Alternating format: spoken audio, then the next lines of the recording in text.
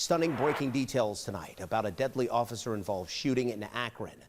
We just learned about this incident not too long ago. Once again, in Akron, the person killed was a 15-year-old boy.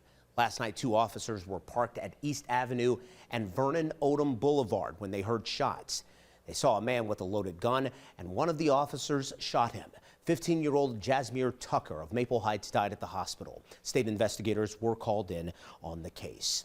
Akron Mayor Shamus Malik releasing a statement tonight saying, in part, every loss of life is a tragedy, and to lose a young life is heartbreaking. My condolences are with Jasmine's loved ones tonight. My thoughts are also with our Akron police officers and their families, end quote.